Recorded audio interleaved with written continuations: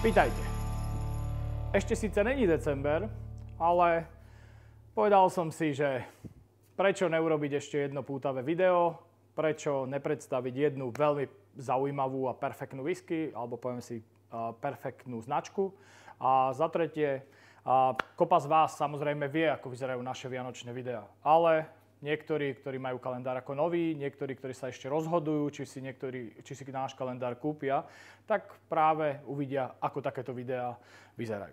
Ja som si dnes pre vás pripravil značku, ktorá sa volá Green Spot, alebo respektíve, ktorá sa volá Spot. A každý o mne vie, každý, kto ma trošku pozná, vie, že som fanúšikom írskej whisky. Mám strašne rád Redbreast, mám strašne rád túto druhú značku. Pretože som fanúšikom whisky, ktorá sa vyrába v Írsku, a je to Irish Pot Still whisky. Je to zmes sladového, nesladového jačmeňa, ktorý je trikrát destilovaný za pomoci periodickej destilácie. To sú také tie medené kotle hruškovitého tvaru s takým tým husým krkom. A výsledkom toho je whisky, ktorá historicky, keby sme sa pozerali, je vyrábaná pretože Angličania uvalili na sladový jačmeň veľmi vysokú daň a Íri, ktorí teda okrem toho, že nemajú radi Angličanov, tak ešte druhú vec, neznášajú platiť dane, si povedali, že my do toho nesladového jačmeňa, teda toho zeleného, nenaklíčeného, pichneme iba také maximum, iba toľko sladového, aby prešiel ten proces kvasenia, tak takto vlastne vznikol historicky tento typ whisky. Ja tu mám značku, alebo začneme prvou fľaškou, ktorá sa volá Green Spot. Je to whisky, ktorá má 40%, dozrieva v dvoch typoch sudov, v bourbone a v sherry a potom je vytvorená táto zmes. Táto whisky je bez udania veku, ale reálne vieme, že sa jedná o takú 7 až 8 ročnú zmes. Ako som povedal, má minimálne percento alkoholu na to, aby bola whiskou, má 40%, ale čo je na nej veľmi zaujímavé, je tuto taká tá malá zelená nálepka. Pretože na tej nálepke je spomenutá firma Mitchell & Son. Historicky, keď ešte fabrika Jameson sa nachádzala v Dubline, tak predávali svoj destilát aj rôznym iným bottlerom. Tak ako dnes sa stretávame vlastne s independent bottlingom pri rôznych fľašiach.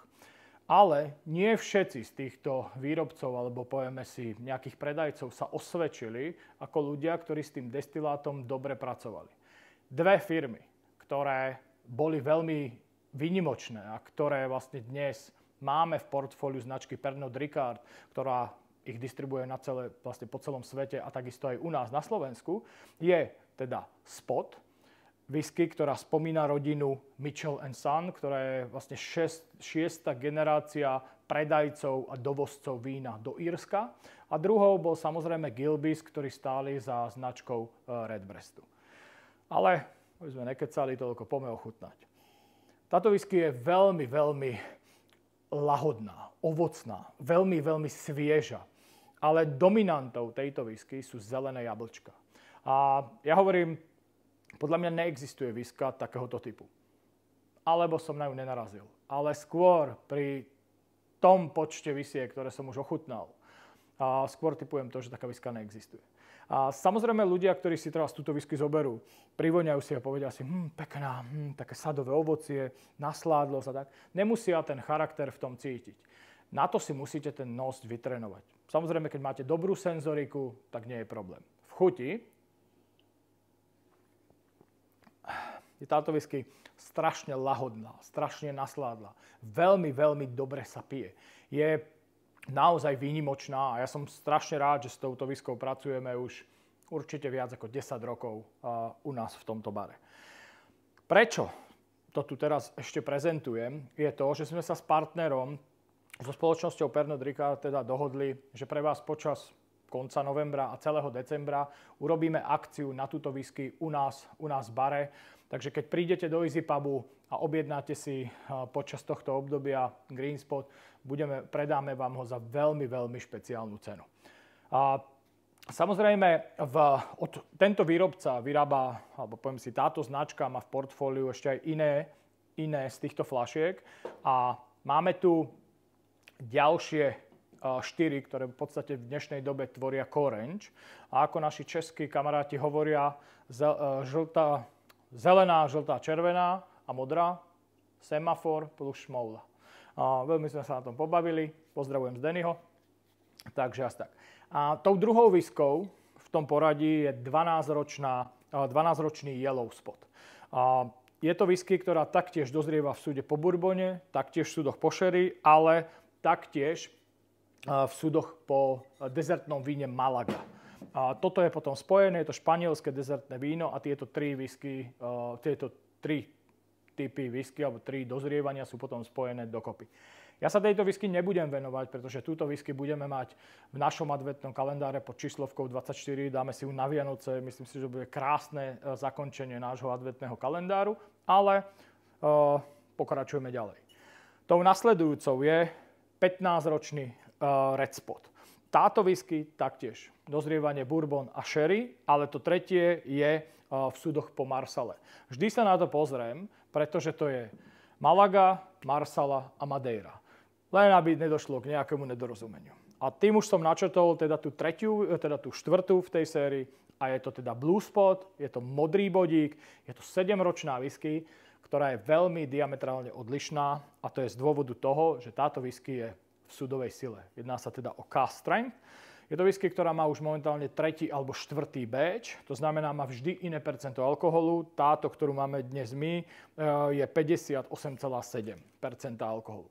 Je to whisky, ktorá sa trošku oddeluje od tejto značky a je skôr bližšie práve k Redbreastu. Takže keď vám treba schotí Redbreast 12-ročná sudovka, tak toto je whisky, ktorá sa dá veľmi k nej, poďme si, prirovnať. Poďme si, je trošku výraznejšia, malinko viacej korenistejšia, možno trošku drevitá, ale výborná. Existujú rôzne limitované edície spotov, kedy vlastne dneska sa vyrába, treba sú 4 rôzne single cask edície v sudovej sile 10-ročného green spotu. Každá tá fľaša stojí 300 €, je to skôr zberateľský artikel ako whisky na pitie, ale je fenomenálna, naozaj výborná, je dokončená v nejakom gréckom víne. A keď hovorím o dokončení, existujú ešte dve ďalšie whisky. A to je Green Spot Chateau Leoville Barton a druhou je Chateau Leoville Montenella. Táto Barton bola vydaná ako prvá, pretože my historicky túto whisky predávame podľa mňa už viac ako 10 rokov a je to whisky, ktorá je v základe taká istá ako je Green Spot, to znamená dozrievanie bourbon sherry, ale potom je tá whisky dokončená v sudoch od Bordeaux, presne v bodege, alebo poviem si vo vinárni Chateau Leoville Barton. Má 46% alkoholu. Druhá je dokončená v súdoch z kalifornského vína v kalifornskej bodege alebo v kalifornskej vinárni Chateau Montelena a to víno je Zinfandel. A taktiež má 46%.